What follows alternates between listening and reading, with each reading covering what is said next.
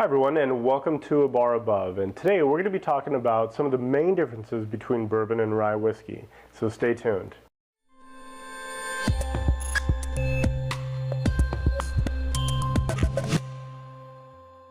So what we're going to be doing to celebrate National Bourbon Heritage Month is actually going to be creating some fun cocktails with bourbon and having them on our website, abarabove.com. So if you're looking for some interesting and unique bourbon cocktails, head on over to our website. And for now, let's talk about bourbon and kind of how it's different from rye whiskey. Now, in order to be called bourbon, it has to have 51% corn as the base, can never be distilled above 80%, and when it goes into a barrel for aging, it has to be brand new, charred, new American oak barrels. Now, brings up another really good point of this is why you see a lot of other spirits being aged in used bourbon barrels, because of the fact that every time you produce a whiskey or a bourbon, it has to be in brand new oak.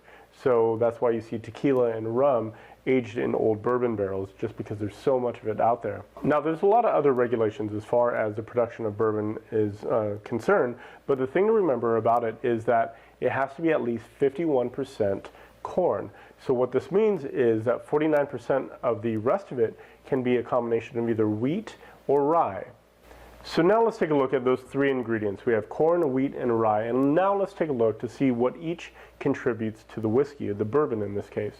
So I was talking to a distiller a couple of months ago, and I asked this very question because I didn't know for sure, but I had a kind of a generalization that rye adds spicy, corn adds sweetness, and wheat kind of adds this rich mouthfeel.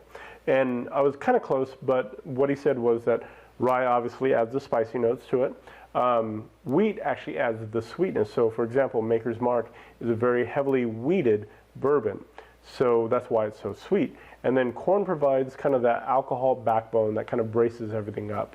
So those are the three components of bourbon and whiskey as well. So now let's take a look at rye whiskey and how it kind of compares to bourbon. So with rye whiskey, it's kind of the same thing, but different proportions. So rye has to be 51% rye, and a lot of the production regulations are very, very similar to bourbon as well, as far as the aging process goes, and as far as the distillation and all that.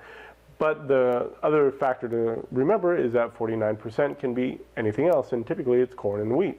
So you have these two kind of spectrums, and it's only divided by about 2%. So when you're tasting ryes and bourbons, there can be a lot of kind of crossover in the flavors and the profile of each one of these spirits.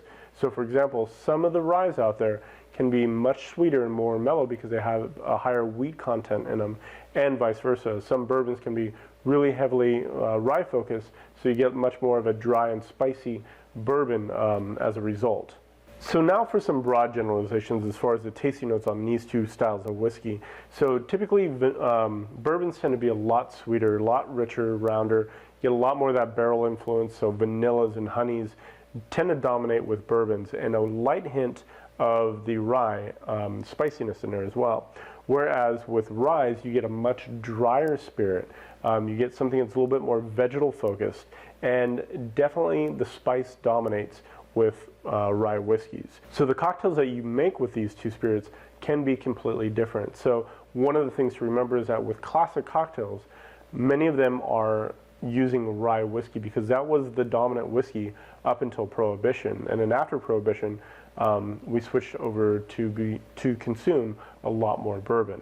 So like I mentioned before, we're going to use this special occasion, September, to celebrate bourbon, and we're going to be making some fun cocktails on our website. So once again, head on over to our website, abarabove.com, and you can see what we're coming up with over there. So I hope you found the information useful, and we'll definitely have some more videos in the future. But until then, I hope you all have a great shift, and cheers. If you enjoyed this video, subscribe to our YouTube channel, find us on Google+, or visit us at abarabove.com.